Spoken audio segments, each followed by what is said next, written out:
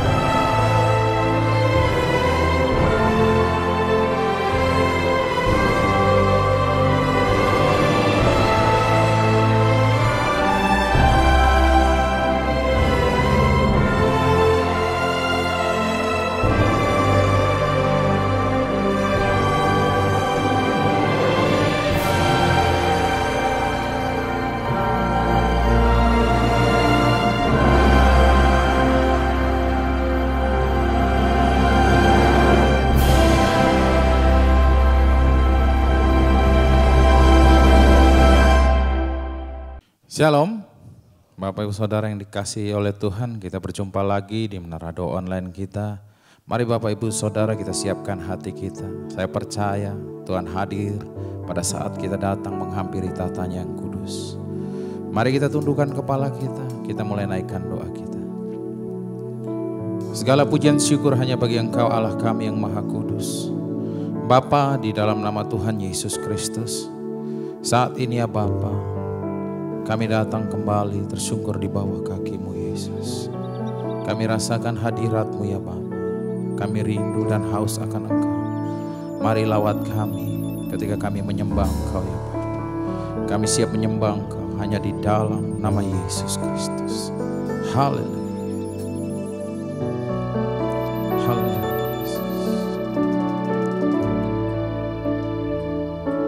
Seperti saya haus, rindu aliran sungai-Mu.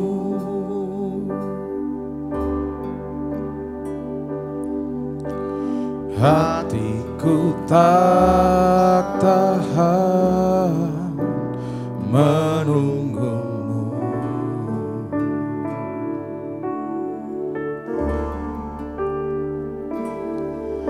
Bagai tanah gersang menanti datangnya hujan,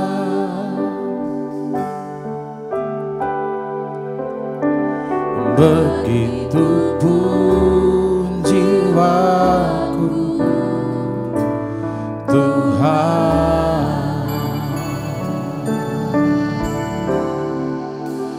Hanya Engkau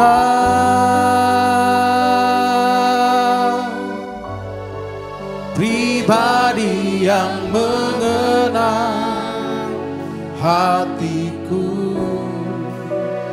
tiada yang tersembunyi bagi-Mu. Seluruh isi hatiku Kau tahu, dan bawaku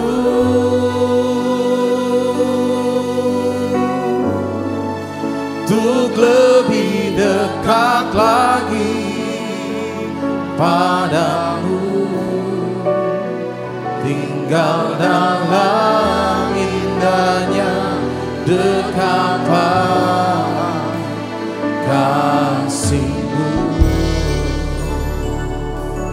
Mari dengan segenap hati, lebih lagi kita nyanyikan dari awal. Seluruh saya haus, rindu aliran sungaimu.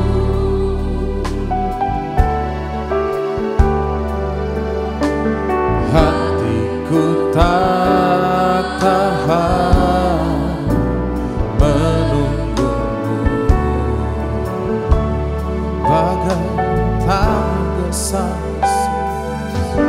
bagai tanah gersang menanti datangnya hujan. Begitupun jiwa kami, jiwaku Tuhan, hanya Engkau pribadi yang mengenal hatiku, tiada yang tersembunyi bagimu. Seluruh isi hatiku kau tahu, dan bawaku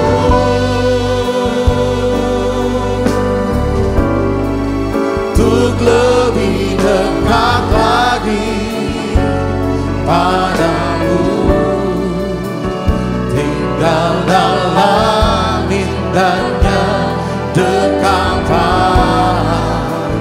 kasih-Mu. Mari kita bermazmur bagi Dia.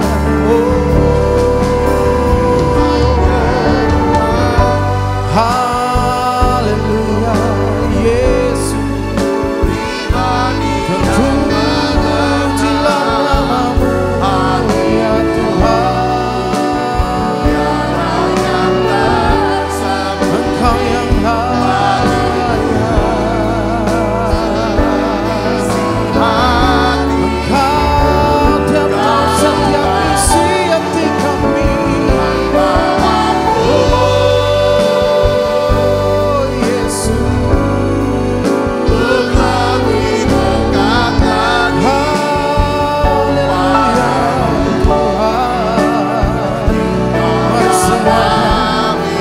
lebih dalam lagi kita angkat suara kita, kita sembah Dia. Hanya Engkau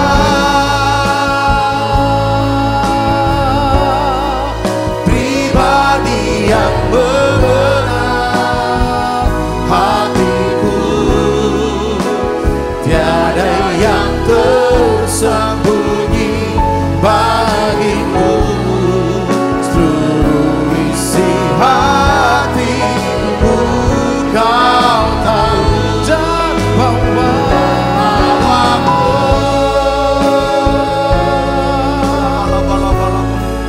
untuk lebih dekat lagi padamu, tinggal dalam indahnya dekapan kasih-Mu. Mari semuanya lebih sungguh lagi kita tenggelam di dalam hadirat-Nya, nyanyikan hanya Engkau Yesus.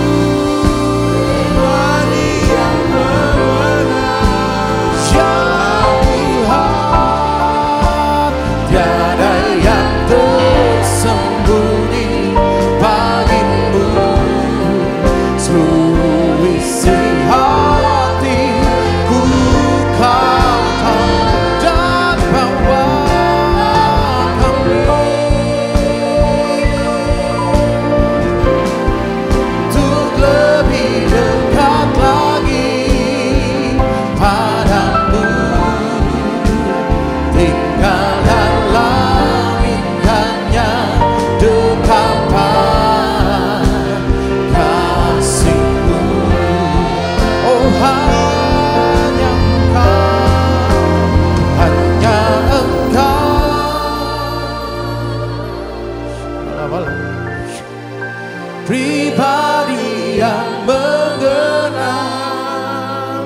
hatiku, tiada yang tersembunyi bagimu. Seluruh isi hatiku Kau dan bawaku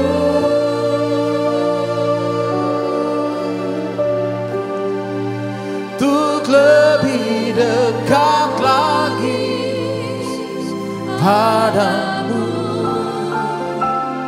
tinggal dalam indahnya dekapan kasih-Mu, tinggal dalam dekapan Yesus, tinggal dalam indahnya dekapan kasih-Mu. Oh Tuhan, tinggal dalam indahnya dekapan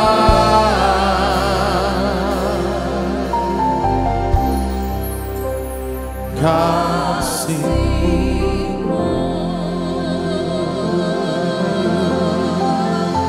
Mari sembah, mari angkat suara Yesus, Yesus yang layak, Yesus yang layak disembah. Oh, hanya Engkau ya Allah, hanya Engkau yang layak dipuji. Haleluya. Oh, Yesus, mari jamah, mari urapi kami. Mari ya Tuhan Yesus, tinggal di dalam kami dan kami di dalam Engkau ya Bapa. Selalu tuntun kami Yesus. Oh, biarlah Roh-Mu, oh Yesus, penuhi kami. Mari sembah. Haleluya. Oh, bala-bala. Terpujilah Tuhan yang kami sembah di dalam nama Yesus. Yesus Allah yang ajaib, Allah yang mengasihi kami, yang tak pernah meninggalkan kami. Terpujilah Engkau, ya Allah kami yang kami sembah, namanya Yesus.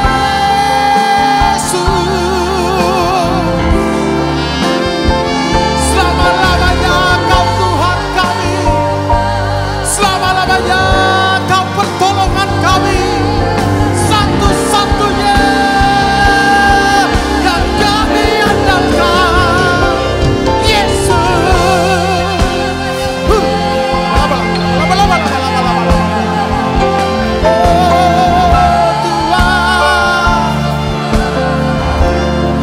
Hanya Kau yang layak, yang layak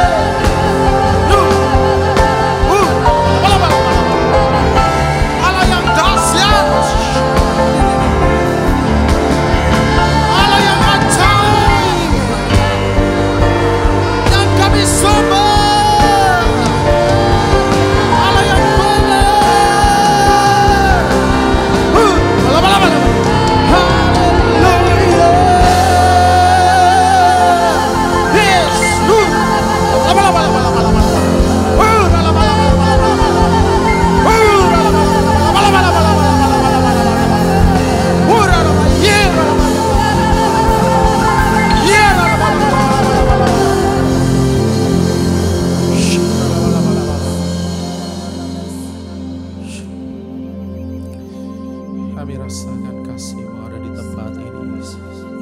Haleluya. Ku rasakan kasih-Mu dan indahnya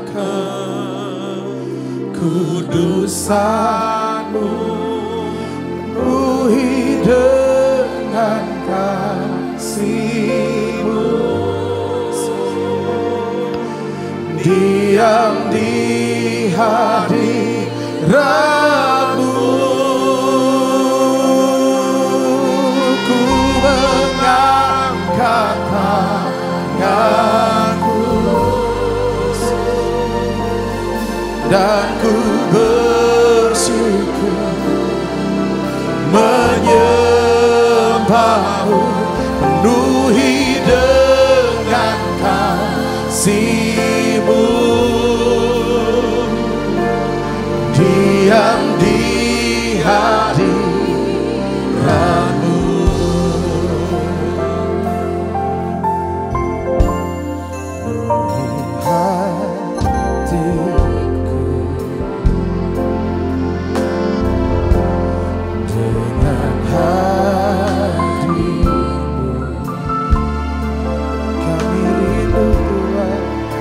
Ku rindu memandang wajah-Mu, oh Tuhan, di dalam kekudusan.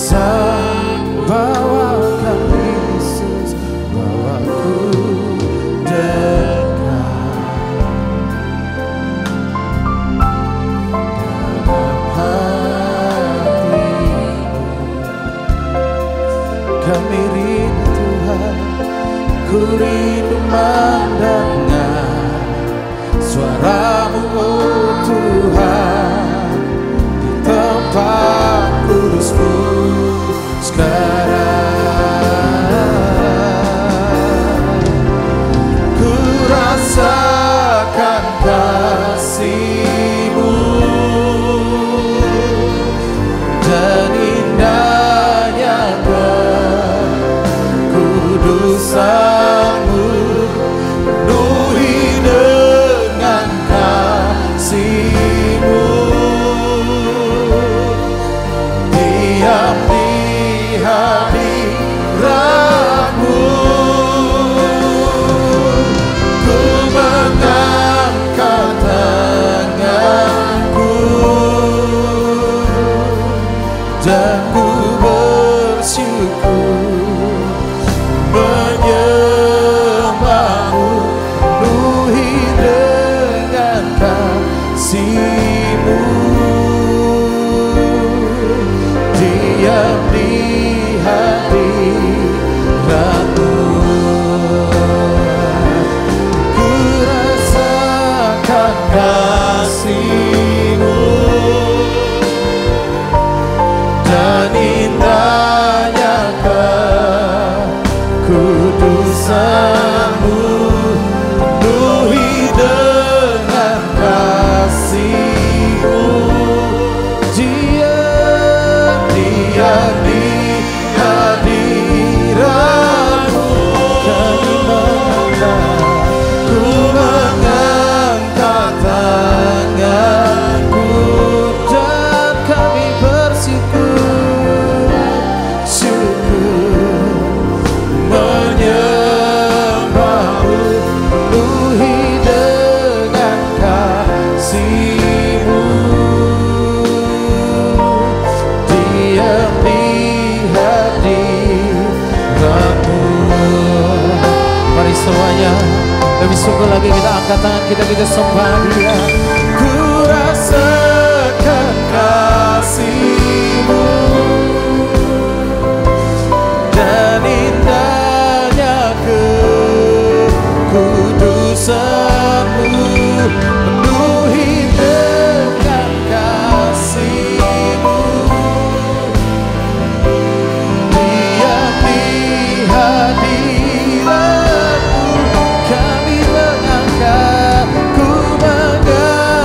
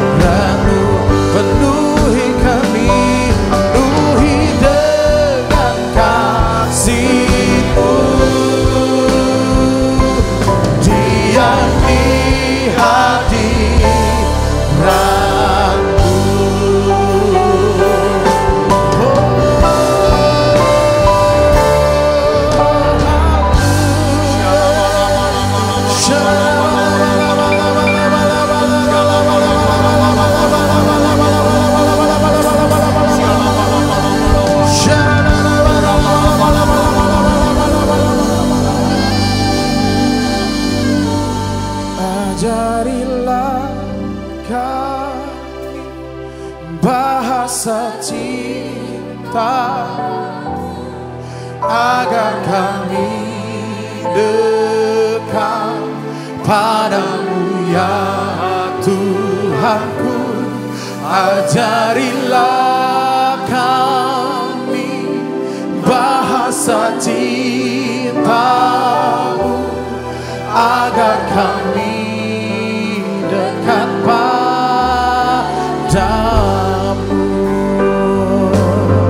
Ajarilah kami bahasa cintamu, agar kami dekat padamu ya Tuhanku.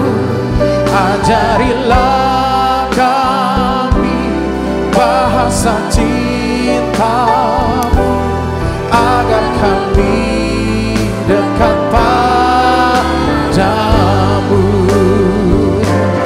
Ajarilah kami bahasa cintamu, agar kami dekat padamu ya Tuhanku.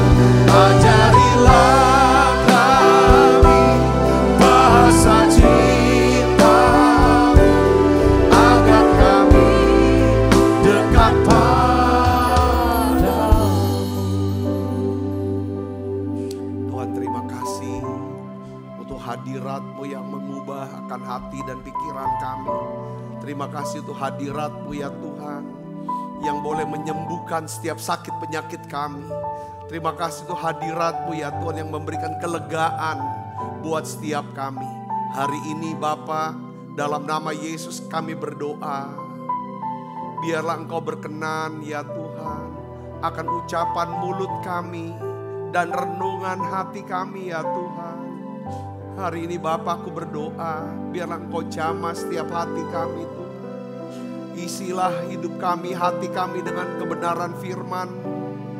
Oleh kasih-Mu ya Tuhan, kami bisa mengerti ya Tuhan betapa besarnya kasih-Mu, betapa panjangnya kasih-Mu Tuhan, betapa lebarnya kasih-Mu. Biarlah kami bisa mengenal kasih-Mu ya Tuhan, supaya kami bisa mengasihi Tuhan, kami bisa hidup dalam kasih-Mu ya Tuhan. Terima kasih, terima kasih. Urapi ya Tuhan hamba-Mu dalam menyampaikan pesan firman-Mu dengan bahasa yang sederhana dan mudah dimengerti. Dalam nama Yesus, semua kita yang siap menerima firman, hati gembira, sama-sama katakan amin. Tangan yang meriah saudara. Silakan kembali Ibu Bapak. Shalom saudara. Puji Tuhan, hari ini kita akan belajar ya tentang kembali masalah renungan hati. Yang kita ingin supaya biarlah kita akan bertumbuh ya. Karena kita sudah belajar sama-sama bahwa renungan hati kita ini akan mencerminkan tentang masa depan kita. Saudara, karena renungan hati ini, saudara, dari renungan hati itu keluar. Ya saudara, apa? Keputusan yang kita akan ambil. Ya kan saudaraku ya, keputusan, perkataan apa yang kita akan ucapkan. Ya kan? Perkataan apa yang kita ucapkan, lalu apa? Tindakan apa yang kita akan putuskan. Itu dari semuanya dari renungan hati. Nah hari ini saya berikan judul khotbah saya yaitu bagaimana mengatasi renungan hati yang suka menghakimi dan mengecam. Biasa kita tuh menghakimi dan mengecam tuh bukan sekedar di mulut. Sebenarnya tuh banyak di mana? Di hati kita, di renungan hati kita. Kita lihat saudara, kita akan baca Alkitab ini ya saudaraku ya. Di dalam Matius pasal 7 ayat 1 sampai 6. Kita baca sama-sama. 1, 2, 3. Janganlah kamu menghakimi supaya kamu tidak dihakimi. Karena dengan penghakiman yang kamu pakai untuk menghakimi, kamu akan dihakimi. Dan ukuran yang kamu pakai untuk mengukur akan diukurkan padamu. Ayat 1 dan 2 ini bicara tentang hukum tabur tuai sebenarnya saudaraku. Ya, tentang hukum tabur tuai. Terus ayat yang ketiga sampai yang kelima ini nasihat. Ya, bukan berarti kita tidak boleh mengkoreksi, menasehati saudaraku. Tetapi bagaimana caranya kita memberikan koreksi yang membangun, menasehati saudara kita. Nah ayat 3 sampai 5 ini apa namanya nasihat Tuhan. Lalu di ayat yang ke-6 ya saudara, siapa yang perlu kita koreksi? Itu nasihat Tuhan. Ya, kita akan baca sama-sama ayat 3 dan 5. 1 sampai 5. 1, 2, 3. Mengapa engkau melihat selumbar di mata saudaramu, sedangkan balok di dalam matamu tidak engkau ketahui? Bagaimana engkau dapat berkata kepada saudaramu, biarlah aku mengeluarkan selumbar itu dari matamu, padahal ada balok di dalam matamu. Hai orang munafik, keluarkanlah dahulu balok dari matamu, maka engkau akan melihat dengan jelas untuk mengeluarkan selumbar itu dari mata saudaramu. Jadi ini bicara tentang bagaimana caranya kita menasehati, memberikan nasihat, koreksi yang membangun. Nah, ayat yang ke-6 bicara tentang kepada siapa seharusnya kita nasihati dan kepada siapa yang gak perlu kita nasihati. Nah, ini ayat yang ke-6 dikatakan apa? Jangan kamu memberikan barang yang kudus kepada anjing dan jangan kamu melemparkan mutiaramu kepada babi supaya jangan diinjak-injaknya dengan kakinya lalu ia berbalik mengoyak kamu. Kita bahas ya saudara ya, satu-satu. Kita bertanya dulu nih dalam renungan kita di Menara Doa pada hari ini, yaitu coba dicek dan cek dalam hati kita sendiri masing-masing. Dihadapkan itu ke Tuhan. Ya, apakah renungan hati kita ini dipenuhi oleh kasih atau kecaman? Ya saudara, katakan amin. Karena kita nggak bisa, saudara, kita bilang aku mengasihi kamu, di lain pihak kita mengecam dan menghakimi. Saudaraku, itu nggak bisa. Ya, Tuhan Yesus memberikan peringatan yang tegas. Ya kadang-kadang bukan cuman kita perbuatan kita, ucapan di mulut kita yang mengecam. Tapi seringkali yang ada di mana? Hati ini. Saudara, kecaman, kritikan itu akan selalu saudara itu sebenarnya menggali satu jurang. Hubungan antara kita dengan saudara kita. Katakan amin. Tapi kasih dan belas kasih atau syafaat ya. Kasih itu doa syafaat itu yang menjembatani. Saya bisa ngerti sih, katakan amin. Nah ini yang kita harus tahu. Kadang-kadang kita bisa tahu ya. Ini saya punya pengalaman. Saya ngerti bahwa ada banyak orang. Kalau semakin saudara tuh terus dilihat. Itu tidak semua orang tuh setuju sama kita. Setuju gak saudara? Ada orang-orang yang banyak gak setuju sekali. Mungkin dia tidak ucapkan. Tapi di dalam renungan hatinya selalu mengecam kita. Mengecam saudara. Dan itu yang menyebabkan kenapa kok nggak ngeklik, nggak bisa masuk. Saya bisa ngerti. Atau kita sering ngecam seorang, kita kecam orang ini, kritik seorang, tapi dalam hati itu nggak akan pernah bisa nempel deket sama dia. Secara fisik iya, tapi secara hati nggak sefrekuensi. Oleh karena itu hari ini kita berkata, kenapa kok aku nggak bisa deket sama suami, sama istri, sama anak, sama orang tua. Perhatikan renungan hati kita sini. Saya bisa katakan amin saudara. Itu sama Tuhan. Karena orang susah masuk hadirat. Mungkin ada banyak orang berani lu berkata, aku tuh kecewa lu sama Tuhan. Wih, hebat dia bisa kecewa sama Tuhan. Kalau kita kecewa sama Tuhan, seolah-olah siapa yang jadi Tuhan dong artinya gitu. Tuhan yang kita anggap Tuhan itu bukan Tuhan. Kita yang Tuhannya, betul gak saudaraku? Ya kan yang Tuhan dia berdaulat tuh buat apa segala pun. Kita gak mungkin sebagai pencipta bisa kecewa sama Tuhan kita. Saya bisa ngerti, katakan amin. Ya dia lebih tahu jalan-jalan kita. Nah hari ini saudara, saya ingin ajak saudara untuk kita mulai. Ini khotbah saudara ya kan untuk kita bersama. Bukan cuma untuk saudara tapi untuk saya. Kita semuanya bertumbuh. Karena kita harus tahu ya, sikap suka menghakimi dan mengecam. Sekali lagi saya ucapkan, tidak selalu diucapkan lewat mulut. Tapi sering kali itu dimulai dari apa? Renungan hati. Dia menyusup dalam bentuk apa? Komentar tajam, sikap merendahkan, mencela, ya, sikap tidak sabar terhadap kekurangan atau kelemahan orang lain. Sekilas tampaknya seperti kejujuran atau kepedulian, padahal hal itu dibungkus halus dari apa? Penghakiman. Saudara yang kasih Kristus, ya kan? Tanpa kita sadari kita seringkali menjadi hakim atas hidup orang lain. Padahal kita sendiri masih belum selesai berurusan dengan apa? Dosa dan kelemahan pribadi kita. Nah, akibat renungan hati ini saudara ya. Akibat renungan hati yang penuh dengan apa? Kritikan dan kecaman. Ya biasa keluh kesah gitu kan. Ngeluhkan si A, si B atau segala macam. Di sini akan tumbuh benih-benih apa saudara? Kebencian dan permusuhan.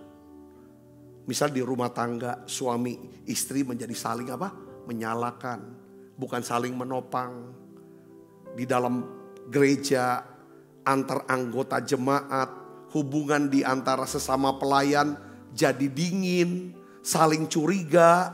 Bukan saling kerjasama. Ya, di masyarakat kerukunan berubah jadi apa? Konflik sosial dan perpecahan. Katakan amin. Saya nyadari saudara. Ya kita semua pasti pernah jatuh dalam hal apa? Kecaman dan kritikan. Kita kecaman, kita kritik orang. Orang yang dengar itu pasti akan berjarak sama kita. Berjarak sama kita. Sebaiknya kita, ini saya udah pelajari. Sebaiknya kita rubah hati kita. Biarlah itu ketika muncul. Ganti dengan doa syafaat. Ganti dengan syafaat. Setuju saudara? Katakan amin. Katakan amin. Nah hari ini kita akan belajar. Ya kan? Untuk bagaimana mengatasi renungan hati yang suka menghakimi dan mengecam. Supaya ada kesatuan hati. Supaya hidup kita bisa menjadi wadah di mana Tuhan bisa memerintahkan berkat kehidupan untuk selamanya. Katakan amin saudara. Ya. Yang pertama yang harus kita pahami menurut Matius 7 ayat 1 dan 2 adalah apa saudara? Hukum tabur tuai itu juga berlaku dalam apa? Penghakiman. Kita berpikir saudaraku, saya juga berpikir ya, hukum tabur tuai itu hanya dalam soal uang atau pelayanan dan lain sebagainya. Tetapi juga itu berlaku dalam apa? Ucapan mulut kita dan renungan hati kita. Makanya saudara, saya ulang-ulang bacain ayat ini. Daud, saudaraku, setelah dia menyadari bahwa renungan hatinya yang salah mengakibatkan total loss dia. Total loss saya bilang. Di Siklak itu. Ambil keputusan salah. Berakibat fatal. Kehilangan istri dan anak-anak, kehilangan keluarga, kehilangan harta benda, kehilangan kepercayaan, semuanya habis. Lalu dia tulis satu doa, pertobatan dia. Ini pertobatan yang paling penting. Karena segala sesuatu yang kita putuskan, mau berbuat baik, mau berbuat dosa, semua dimulai dari apa? Renungan hati. Daud di dalam Mazmur 19 ayat 15 dia berkata apa saudara? Mudah-mudahan engkau berkenan akan apa? Ucapan mulutku dan renungan hatiku ya Tuhan. Gunung batuku dan penebusku. Saya pernah baca satu bukunya Joyce Meyer saudara. Dia berkata begini saudara Kristus. Dia berkata begini. Setiap kali saya mendengar orang mengkritik saya diam. Saya gak mau ngerespon apapun dulu. Lalu saya bertanya sama diri saya. Apakah mereka sedang menabur? Ataukah saya sedang menuai apa yang saya tabur dahulu? Saya bisa ngerti. Kalau saya suka nabur kecaman, ngecam si A, si B, ngeritik si A, si B. Itu gak akan aneh kalau saya, ya kan, akan melihat ada orang-orang yang akan mengkritik dan mengecam saya. Dia bilang, saya bisa ngerti, katakan amin. Ya kan, untuk supaya kita, saudara, untuk supaya kita mengurangi hal itu, ya udah gak usah nabur. Saya sudah gak lagi Pak, udah bertobat, udah cukup lama gak kritik, gak ngecam orang Pak. Tapi saya masih dikritik saja. Izinkan saudara jadi tanah yang subur. Untuk setiap orang menabur apapun. Saya bisa ngerti, katakan amin. Itu prinsipnya seperti itu. Saudaraku, jadi Yesus berkata apa saudara? Janganlah kamu menghakimi supaya kamu tidak dihakimi. Karena dengan penghakiman yang kamu pakai untuk menghakimi, kamu akan dihakimi. Dan ukuran yang kamu pakai untuk mengukur akan diukurkan kepadamu. Katakan amin saudara. Jadi pertanyaannya begini sekarang. Saya juga ya kan, saya ngalami. Pertanyaan gini, selama apakah selama ini, apakah hidup kita dikelilingi oleh orang-orang yang kritis, yang sinis, yang penuh luka? Yang gampang kritis aja nih. Ya kan? Coba dicek, apa orang-orang yang suka ya pada positif, doakan syafaat? Ya kan? Kalau kita keliling itu hasil dari apa saudara? Taburan. Kalau kita sering nabur hal itu akan tumbuh kepada diri mereka. Kalau saya ucapkan kata-kata banyak firman di sekeliling saya percaya ada kebenaran dan damai sejahtera yang tumbuh. Khususnya dalam rumah tangga, dalam keluarga, hubungan dengan istri, sama anak-anak. Saya bisa ngerti, katakan amin. Kalau itu kritik terus, kecaman terus, penuduhan terus, penghakiman terus, disalahin terus. Anak, jangan heran, anak tuh ujungnya akan berontak lawan. Itu akan tumbuh. Banyak orang tua, saudara, dia karena udah saking marah. Makanya Tuhan tuh ajarin. Ini pertama ini kalau baca Alkitab ya, kalau kita lihat strukturnya, itu bagus. Sekali ya, Tuhan tuh ajar ayat 1 sampai 2. Ini hukum tabur tuanya. Ayat 3 sampai 5 dia jelasin begini. Ya kan? Mengapa kamu lihat selumbar? Tahu selumbar gak saudara? Satu kayu yang satu garis itu loh. Itu selumbar. Saudara tahu selumbar itu kecil, ya kan? Kenapa kamu lihat selumbar di mata saudaramu, sedangkan balok saudara tahu nggak apa? Balok gede banget, ya kan? Di matamu tidak engkau ketahui. Lalu di ayat 4 dikatakan, bagaimana kau dapat berkata kepada saudaramu, biar aku keluarkan selumbar kayu kecil sekali ada matamu, ya? Terus apa saudara? Padahal ada balok bisa nggak saudara? Pasti nggak bisa.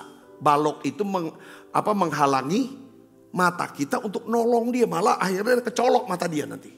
Kalau kita nggak singkirkan balok kita dulu. Nah Tuhan bilang begini, hai orang munafik. Keluarkan dulu, singkirkan dulu balok dari matamu.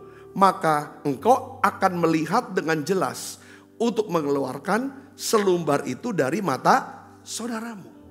Jadi saudaraku yang kasih dalam Tuhan, saya tulis begini, iblis itu punya strategi yang klasik.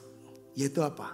Kita dibuatnya sibuk ngurusin kekurangan orang, kesalahan orang, kelemahan orang. Supaya kita gak sempet lagi ngemberesin hidup kita yang kacau. Kasih dan penghakiman itu gak bisa tinggal bareng di hati kita. Kita tidak bisa menghakimi, lalu kita mengasihi seseorang pada saat yang sama. Ya, Tuhan Yesus tidak melarang koreksi yang membangun, tetapi dia berikan urutan yang benar. Yaitu apa saudara? Keluarkan dulu balok di mata kita, baru kita bisa keluarkan kayu kecil atau selumbar yang ada di mata saudara kita. Jadi Tuhan tidak mengatakan tidak ada selumbar. Enggak naib Tuhan juga, enggak ada selumbar di mata saudaramu, enggak lah, baik-baiklah. Dia enggak bilang gitu saudaraku. Tetapi yang Tuhan katakan bahwa gini, pastikan dahulu balok dari matamu telah dikeluarkan. Itu artinya apa saudara? Pastikan dulu renungan hatimu itu sudah benar. Supaya pada waktu kamu mau koreksi dia, itu benar-benar dari hati yang mengasihi dia. Kadang-kadang kita menghakimi itu karena merasa diri kita tuh lebih benar dari dia. Lebih baik dari dia. Aku tuh gak kayak dia. Kita ngecam, kita menghakimi karena ada kesombongan rohani. Betul gak saudaraku? Atau kita mau membenarkan diri kita. Bahwa kita nih yang salah, ya kan? Aku masih lebih benar dari dia. Saudaraku, makanya Tuhan bilang, singkirkan dulu balok. Pastikan dulu renungan hatimu itu benar. Supaya, ya kan? Supaya apa saudara? Supaya kamu bisa melihat kelemahannya, kesalahannya saudaramu itu dengan sudut pandang yang benar. Katakan amin. Saya kasih contoh. Nih Yesus, dia kan kalau dia khotbah pasti ada prakteknya tuh. Prakteknya orang lihat apa yang dia ajarkan, itulah yang dia lakukan. Satu hari saudara, orang tua-tua Yahudi, orang Farisi, orang Saduki bawa perempuan kedapatan berzina. Ya kan? Untuk ngetes Yesus. Saudaraku, ya kan? Dia lempar perempuan itu, saudara. Tapi yang dibawa cuma perempuannya doang, laki-lakinya nggak ada, saudaraku. Nah, ya kan? Mereka ingin menghakimi, ingin melemparkan batu dengan bertanya, ya kan? Menurut hukum Musa, ya kan? Kalau orang dapat zina harus lempar batu. Saudara tahu apa yang Yesus buat? Yesus kan awalnya kan berdiri, betul gak saudara? Perempuan itu dilempar, perempuan itu berdiri apa jadi duduk, jadi jongkok. Apa yang Yesus buat? Yesus langsung jongkok. Jongkok, jadi Yesus apa? Sejajar dengan siapa? Si orang Yahudi, orang Farisi, Saduki, atau perempuan yang kedapatan berzina? Dia sejajarkan diri dia. Lalu dia tulis. Kita enggak tahu, Alkitab enggak tulis, enggak tahu apa yang ditulis. Waktu dia tulis terus gitu, Tuhan tulis, tangan Tuhan nulis. Saudara tahu, itu mengingatkan orang Yahudi, tua-tua, tangan Tuhan yang tulis hukum Taurat itu di Gunung Sinai. Saudara tahu, itu tangan Tuhan, 10 hukum. 10 hukum, kau bisa jalankan 9, tapi yang satu gagal, batal galau. Saya sangat ngerti. Apalagi kamu cuma baru bisa jalanin 5, yang 5 gagal total kamu tuh. 9 lakukan, tapi harus konsisten terus seumur hidup kamu. Harus pastikan 10 hukum Taurat, kaidah. Salah satunya adalah jangan berzina. Oke, kamu tidak berzina, tapi gimana dengan hubungan kamu dengan orang tua kamu? Kamu hormati orang tua enggak? Kamu mencuri enggak?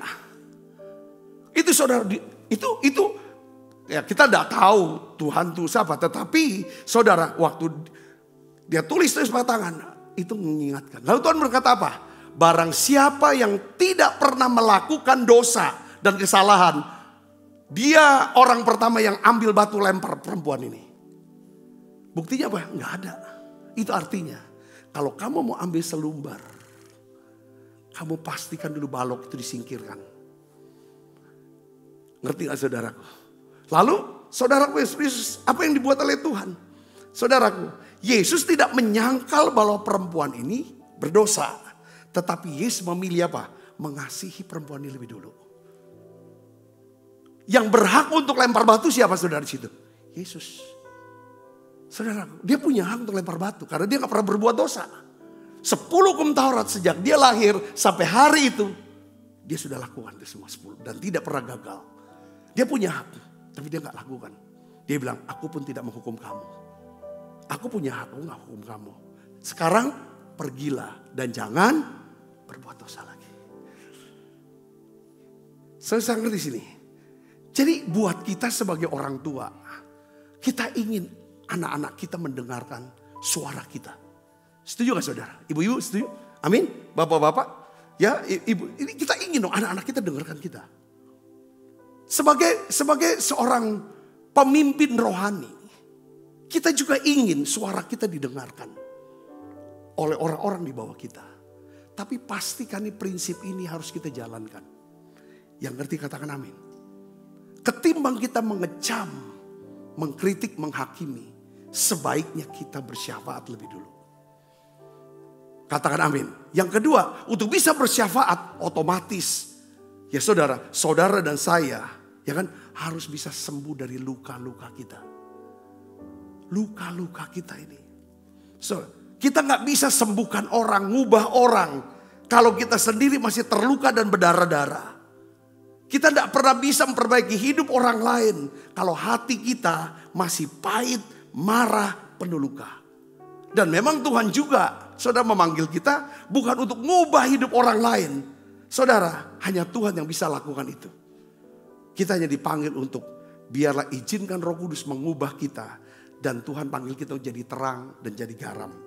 Katakan amin. Itu yang paling penting di situ. Saya dapat gak poin di sini? Amin. Pertama kita harus tahu. Ini. Ayo kita mulai belajar. Berhenti, ya udahlah, doakan aja. Bukan urusan kita. Soal dia berubah gak berubah kan kita gak punya tanggung jawab. Tapi anak ini yang di bawah kita udah tahu. Yang penting renungan hati saya benar. Ya kan hati saya ini kan, kalau saya beri nasihat sama anak saya, ya kan pasti dia akan dengarkan. Kalau hati kita, renungan kita benar. Nah, yang terakhir saudaraku, ini ayat yang ke-6. Yaitu apa saudara? Ya kan? Ya. Itu saya berikan judul, peliharalah dan berikanlah barang yang kudus dan yang berharga pada tempat yang tepat. Matius 7 ayat 6. Kita baca sekali lagi ya saudara. 1, 2, 3. Jangan kamu memberikan barang yang kudus kepada apa? Anjing. Jangan kamu melempar mutiaramu kepada siapa? Babi. Supaya jangan diinjak-injaknya dengan kakinya. Lalu ia berbalik mengoyakkan kamu. Saudara tahu gak arti perkataan Yesus di sini? Saya coba jelaskan gini. Yesus menggambarkan anjing dan babi ini siapa? Orang-orang yang menolak kebenaran firman. Orang-orang yang menolak koreksi. Orang-orang yang tidak mau ditegur. Karena dia punya kebenaran sendiri, pengertian sendiri. Nah, apabila kita berikan nasihat, teguran atau koreksi yang membangun. Perhatikan saudara. Maka Tuhan bilang mereka akan menginjak-injak kebenaran itu. Atau mengejek kebenaran itu. Lalu apa saudara? Dia akan serang balik saudara. Dia serang balik loh. Niat kita untuk koreksi dia supaya dia bertobat. Saudara, bukan dia terima kasih sama kita udah negor dia. Malah apa artinya? Nasihat kita jadi ejekan buat dia. Dan dia akan serang balik kita. Tuhan bilang tuh hati-hati. Makanya Amsal 9 ayat 8 katakan apa? Janganlah menegur apa? Pencemooh. Supaya engkau jangan dibencinya. Tegurlah orang bijak, maka ia akan mengasihi engkau. Katakan amin. Ya, saudara perhatiin, nggak semua orang perlu kita ketegur, nasihatin. Saya juga gitu. Tinggal tuh nanti tunggu waktunya. Kalau memang dia anak kita, saudara kita harus doakan, minta hikmat caranya gimana. Kalau ini anaknya keras, tapi saya percaya kan, anak tuh bukan kita mau robah perbuatan dia. Tapi ajar dia supaya punya renungan hati yang benar. Suruh dia renungkan firman. Pikirkan yang baik. Itu ajarannya. Nanti dari situ saudara dia bisa memikirkan. Ya kan pikiran-pikiran yang benar. Ya kan bisa mengucapkan kata-kata yang mengambil keputusan-keputusan yang tepat. Yang itu kita bilang doakan hati kamu. Doakan karena dari situ terpancar apa? Kehidupan. Dari hati itu saudaraku. Saya bisa nangkap di sini, amin. Ya kan?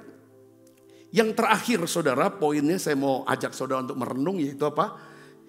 Hidup dalam kasih itu adalah hidup dalam perlindungan Tuhan. Ya, saudara masih ingat waktu kemarin ya, doa pengurapan. Saya bahas tentang Daud. Daud tuh total loss tuh udah gak punya apa-apa lagi dia, udah 0. Bahkan minus. Tapi apa yang membuat Daud mengalami pemulihan, ya saudara, lalu mengalami saudara, bukan cuma pemulihan ya, mengalami pelipat gandaan. Ya kan, apa yang hilang kembali, bahkan Tuhan ganti 2 kali lipat, katakan amin. Lalu Tuhan promosi dia, angkat dia, tetapkan, dan urapi dia jadi raja. Apa kata kuncinya bagi saudara? Pertama kan dia menguatkan kepercayaannya kepada Tuhan dengan cara apa? Dia lakukan apa? Pujian penyembahan biasanya. Pujian penyembahan. Lalu yang berikutnya adalah dia minta saudara Imam Abiatar berikan baju efod. Kita ngerti bahwa kita perlu punya mitra doa. Ya, partner doa saudaraku. Itu penting. Ya. Supaya api doa kita ya kan itu berkobar dan mempertajam kepekaan kita untuk mengerti kehendak Tuhan. Katakan amin. Nah dia tanya sama Tuhan apakah saya harus kejar atau tidak. Tuhan bilang kejar. Dia kejar. Tapi namanya zaman dulu saudara tahu bayangin bukannya di ini padang gurun nih. Saudaraku kan bisa kanan bisa kiri larinya kemana dia udah tahu. Tapi Tuhan bilang kejar aja, Tuhan gak kasih tahu. Nah kompas kemana arahnya hidup kita, saudara tahu arah daripada kehendak Tuhan dalam hidup kita. Arah jalan untuk terus naik, semakin baik makarios. Yaitu apa saudara? Kasih. Hati yang dipenuhi dengan kasih. Jangan kehilangan hanya karena kita sedang punya pergumulan berat. Karena keadaan ini bikin kita susah. Atau ada orang yang bikin kita susah. Kita jadi kehilangan kasih. Yang ada cuma kecaman, kritikan, penghakiman. Saudaraku, renungan hati yang salah. Jangan. Saudara, hari ini saya ajak saudara. Yang saudara, ya kan, kembali kepada kasih yang semula. Mungkin saudara rasa kering sudah. Kalau kita sering menghakimi, mengecam. Pasti roh kasih itu akan hilang. Kita tinggalkan kasih yang semula. Kita jadi hilang kepekaan kita akan orang, belas kasihan, mau nolong. Kita tahu bahwa Daud bisa dapatkan kembali istri anak-anaknya. Ya kan, bisa kembalikan semua harta yang dijarah. Dia bisa taklukkan orang Amalek, saudara. Ya kan, yang menculik daripada keluarganya, menjarah dari hartanya. Bahkan bisa mengambil seluruh kekayaan Amalek. Saudara tahu, karena apa? Karena dia pelihara yang namanya kasih dan belas kasihan ini. Ketika dia ketemu dengan seorang Mesir, pemuda yang sudah kelaparan. Saudara, tidak makan, tidak minum selama 3 hari. Dia berhenti, saudara, di sana. Dia rasa kesian. Dia orang lemes. Padahal dia butuh, saudara, dia butuh cepat waktu. Dia berhenti, dia gak peduli pengejaran dia tanya, dia layani. Justru pada saat dia ketemu pemuda ini, dia kasih makan, sudah segar, sudah kuat. Dia tanya, kamu ini siapa? Saya ini adalah budak orang Amalek. Nah, inilah orangnya. Kemana dia larinya? Ke sana. Disitulah Daud tahu arahnya.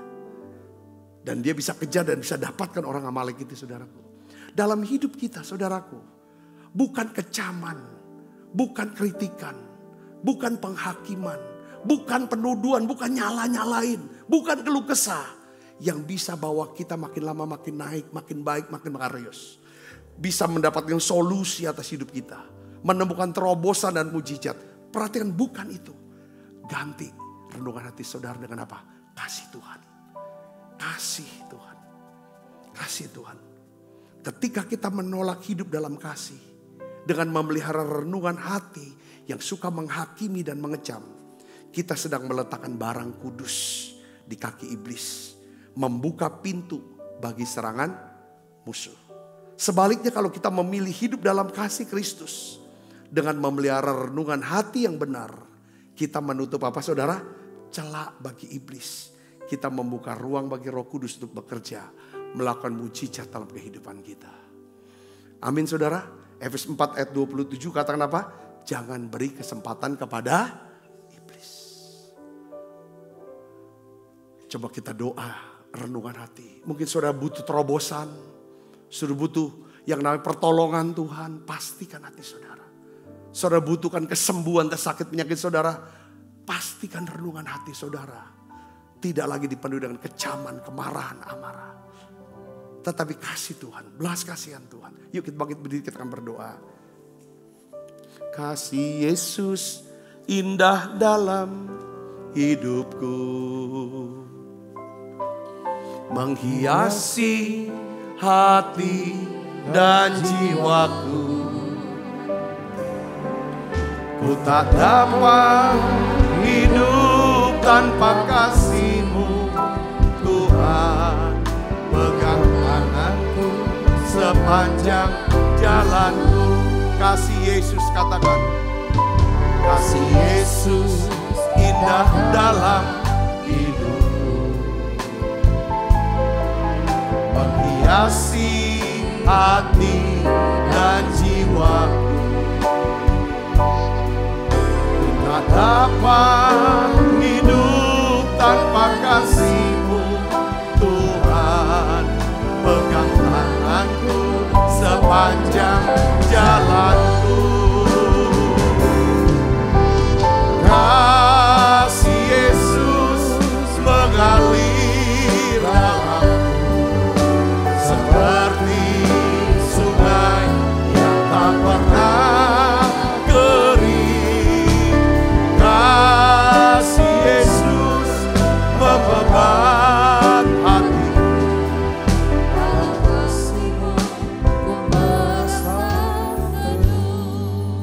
Mari saya mau ajak saudara tutup matanya, kita akan berdoa bersama.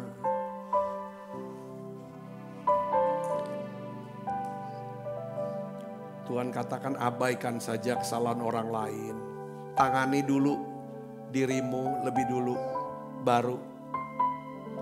Saudara mungkin ingat setiap kali kita naik pesawat, semua pramugari selalu berkata sebelum menolong anak Anda, kenakan lebih dulu masker oksigen Anda. Ayo saudara mulai katakan sama Tuhan, Tuhan, aku berdoa untuk renungan hatiku ini Tuhan. Ampuni dosa dan salahku. Karena renungan hatiku penuh dengan amarah, kebencian, kepahitan, iri hati, keserakahan. Ampuni aku ya Tuhan. Kalau renungan hatiku adalah kecaman-kecaman, kritikan-kritikan, rasa tidak puas, keluh kesah, ampuni kami Tuhan. Ampuni. Olah bakasini, mari jujur di hadapan Tuhan. Mari supaya untuk melindungi diri kita. Biarlah kalau kita mau hidup dalam perlindungan Tuhan, hidup dalam kasih. Biarlah Roh Kudus Kau curahkan kasih Bapa ke dalam hati setiap kami. Supaya kami punya roh iman, punya pengharapan. Tuhan pasti tolong kami. Kami doa Tuhan, orang-orang, anak-anak kami. Kayak doa ya Tuhan untuk keluarga kami. Kami doa Tuhan, aku berdoa Tuhan ampun.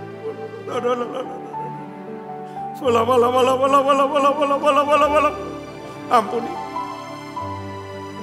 Kami ingin Tuhan bangun Tuhan kasih, belas kasihan. Bangun jembatan ya Tuhan. Yang bisa mendamaikan satu dengan yang lain. Kami tidak mau ya Tuhan menggali jurang ya Tuhan. Yang memisahkan satu dengan yang lain. Lewat kecaman, kritikan, penuduhan, penghakiman kami. Ampuni ya Tuhan, ampuni. Sebab apa yang telah kuteruskan kepadamu telah kuterima dari Tuhan.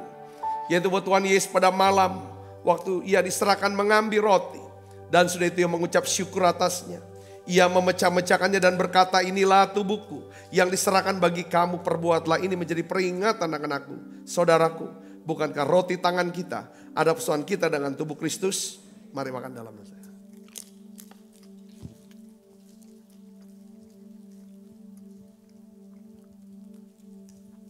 Cawan. Demikian juga yang mengambil cawan sesudah makan lalu berkata, cawan ini adalah perjanjian baru yang dimeteraikan oleh darahku, perbuatlah ini setiap kali kamu meminumnya menjadi peringatan anak-anakku. Saudaraku, bukankah cawan perjanjian ini yang atasnya kita ucapkan syukur ada persoalan kita dengan darah Kristus? Mari minum dalam nama Yesus.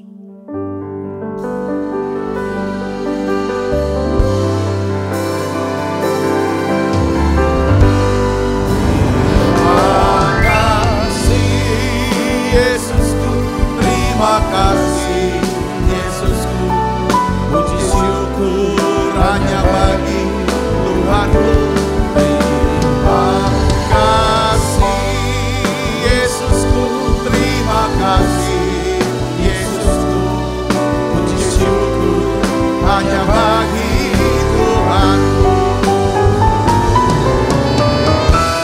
Terima kasih Yesusku, puji syukur hanya bagi Tuhanku. Terima kasih Yesusku, terima kasih Yesusku, puji syukur hanya bagi Tuhanku. Puji syukur hanya bagi Tuhan. Puji syukur hanya bagi Tuhan.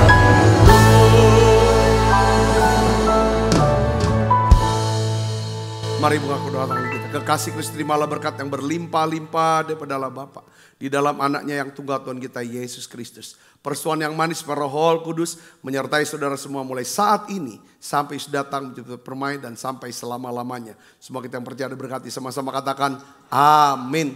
Tuhan berkati saudara semuanya.